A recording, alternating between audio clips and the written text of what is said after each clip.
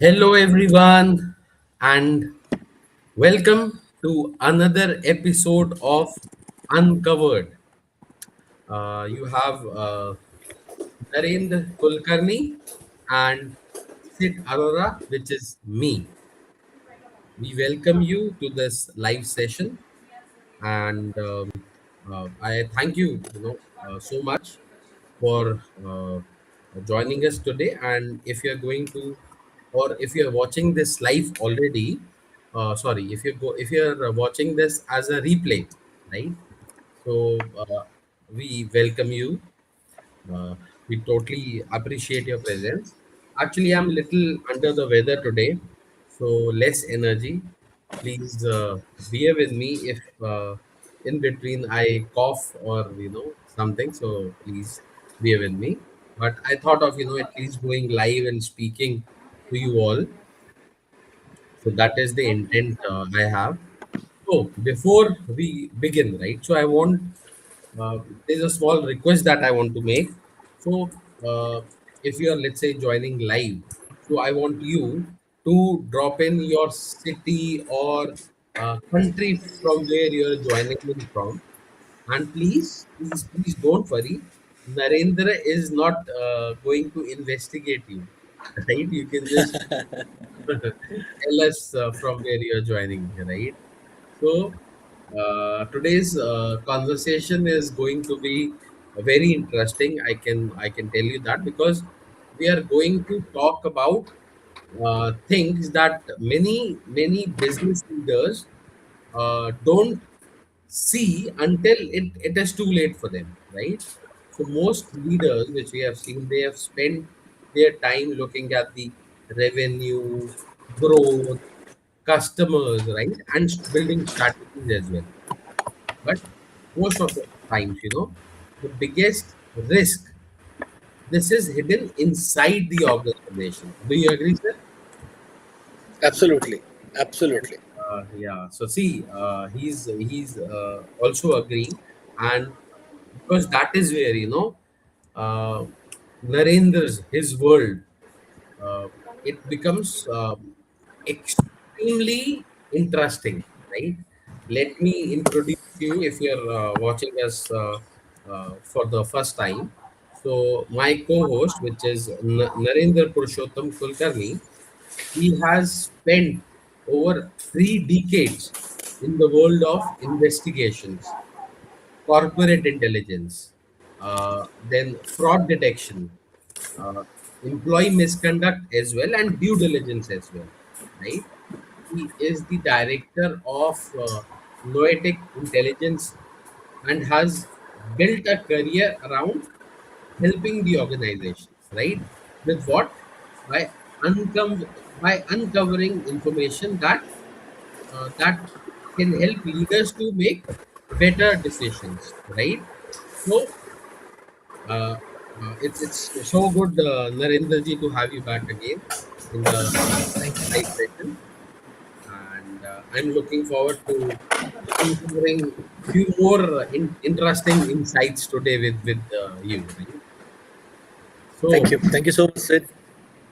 audience, please stay with us, and if you have any questions, you can always drop them in the comments section, and we will take it up from there. Okay. So, my first question to you, Narendra ji, is that something that I would say every founder and business leader who is watching this session should pay attention to. So, tell me, what is one thing businesses usually discover too late, right? During an investigation. Okay, okay. Many times what happens, the biggest thing they discover too late is a fraud or a misconduct because it rarely starts big.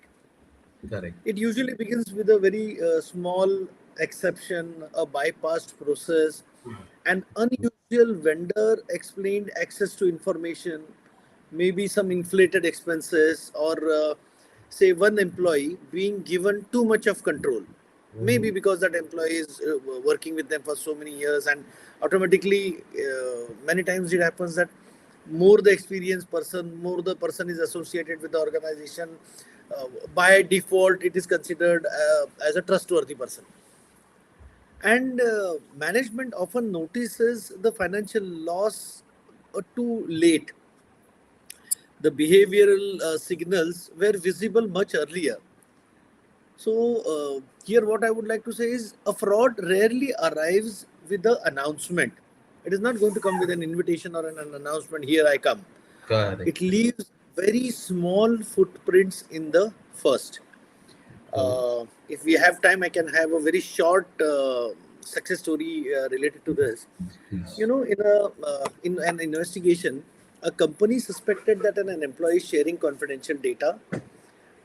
Initially, the management thought that it was an isolated issue. When the pattern was examined, we found connections between the employee and an outside party and certain business transactions. Now, what appeared to be a very small information leak had actually been developing for months. Okay, true. The Okay. lesson for the CEO here was simple. Mm-hmm. What we told them was investigate the pattern, Sure. not just the incident. Yeah, that's powerful. Yeah, yeah, yeah. I think that's a uh, uh, powerful lesson because investigations, like you said, they often don't begin when the problem starts. They begin when someone finally notices the problem, right? True. Yeah. I would want to ask you this as well. So,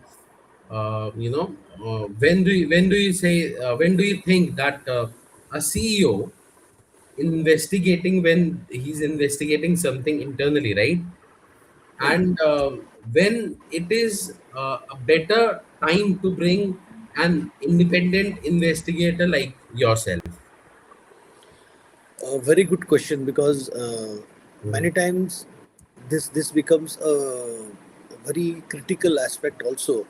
Because I often say that the investigation is done very late, and the losses have already done, and it is more of a preventive measure so that further losses can be avoided rather. Here, what I would say that internal teams are excellent when the issue is routine, low risk, and procedural. Okay. But an independent investigator should come in. I will share some points which, based on the experience I have gained. So, Senior employee. audience, Yeah, please, yeah, you can always note this down, right? yes. Yeah. So he's giving you something. He's telling us something, which I think you should note down. Thank you. Yes, please. So, what I was saying said is that independent investigator should come in when a senior employer management are involved, financial fraud is suspected, Mm-hmm. confidentiality is very very critical. There could be a litigation. Sure. Evidence needs independent verification. Okay. So they have certain information, but they need evidences, Sure. because being a senior management person, they cannot take action just like that, based on hunches. Absolutely. Most importantly, whenever there is an internal relationships could influence the outcome, again it becomes a very critical aspect that an investigator should be involved. Perfect. So I can say one thing that when the investigation itself may be questioned, independence becomes an important as evidence. This is good. So for this also I have a very short success story, I can say. Mhm. uh, I remember a company suspected misconduct involving one of its senior employees. Okay. The internal team had some information, but everyone involved had worked together for years. Mm-hmm. Now, instead of immediately confronting that employee, Mm-hmm. an independent investigation was conducted very discreetly. So, where I came into the picture, of course. External verification revealed facts that were very significantly different from the internal narratives. Okay.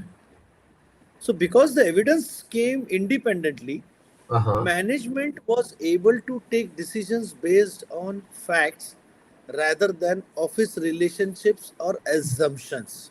Uh-huh. Nice. This is again very interesting because um, sometimes, getting an answer to what you do is not the only challenge, right? But True. getting maybe an objective answer can be very important as well, right? So I would say, like, these days everyone is excited about AI and are talking about AI day in day out, right? So I would want to ask you how AI is changing. How has AI changed the corporate investigations and the way fraud or misconduct is detected now? Anything that you see or want to share? Excellent question, Sid. Because nowadays we are hearing so many things about AI, and it is the hot cake right now in each and every sphere, Yeah. be it education, be it industry, be it corporates, everywhere. AI has dramatically improved the speed of finding patterns. So it is both ways.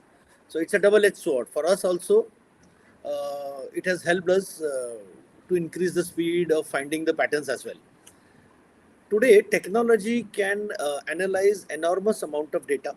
transactions, communication patterns, vendor relationships, anomalies, then behavioral trends. Even it is much more faster than human investigator as well. But the other side of it is it has created a new challenge. Fraudsters can use AI to create convincing documents, identities, Okay. emails, voices, and digital narratives. So, investigation are becoming a combination of AI intelligence, digital evidence, and human intelligence. Okay. And human judgment is critical. So, what I would say here is, you know, artificial intelligence can identify the anomaly. True. An investigator still has to understand the intention behind it. That is so true. I would share a very short story for this as well. You Sure. know, imagine a company reviewing thousands of transactions manually, nothing immediately looks suspicious. Technology identifies repeated payments just below an internal approval threshold. See, Correct. this is very critical. Huh?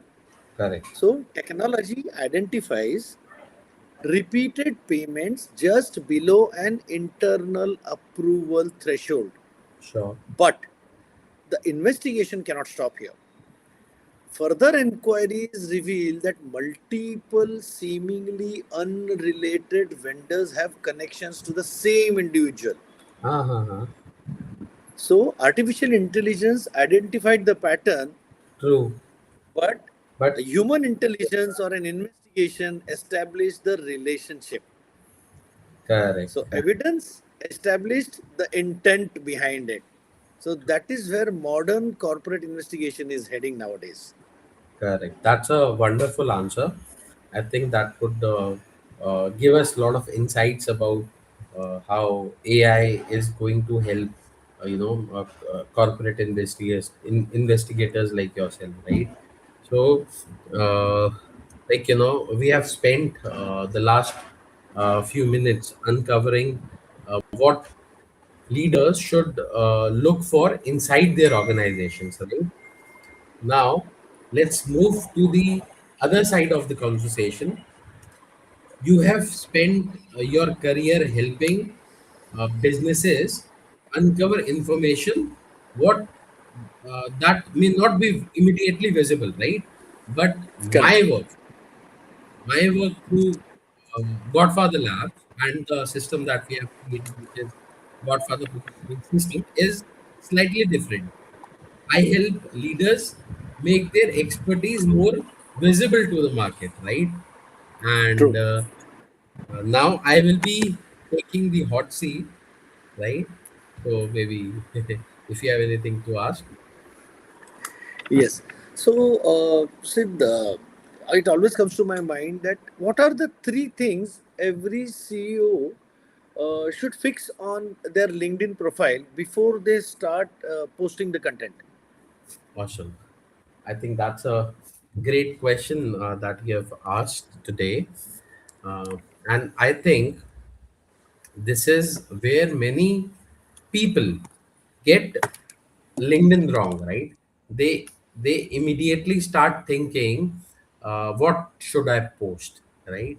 But before asking what you should post, you should ask, when someone lands on my profile, do they immediately understand what why they should remember me, right?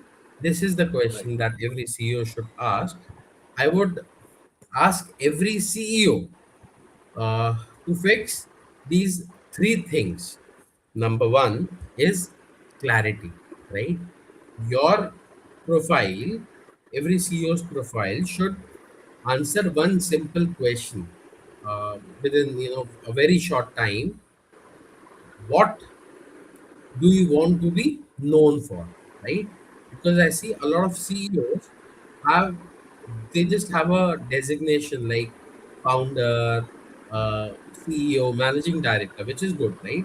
But uh, that is what you actually are. It doesn't tell me what you actually help people understand or help people to achieve, right? So the first thing is clarity, the clarity of positioning, right? Now Right. let's move to the number two, which is credibility, right? So the second thing is the proof, right? Which I always say, it's a proof principle.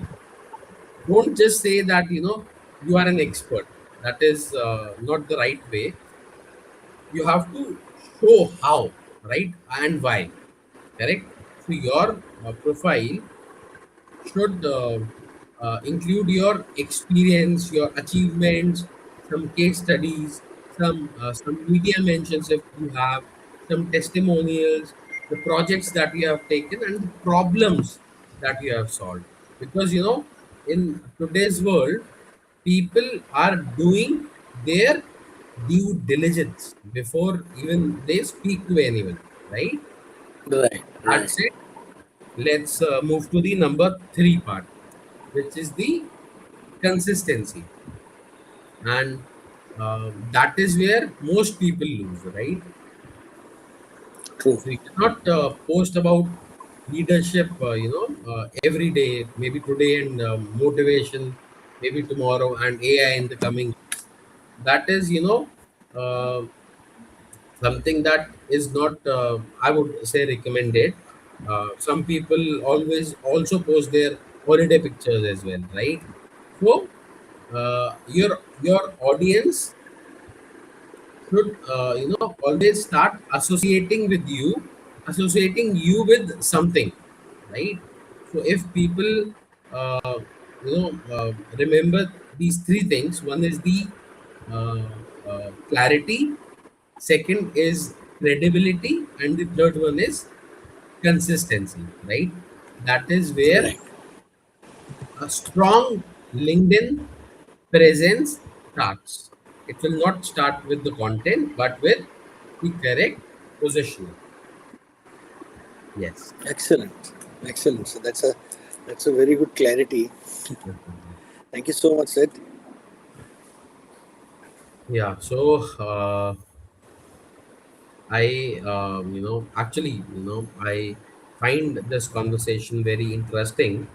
Uh, that our professions, the business that we are into, yes, they are very different, right?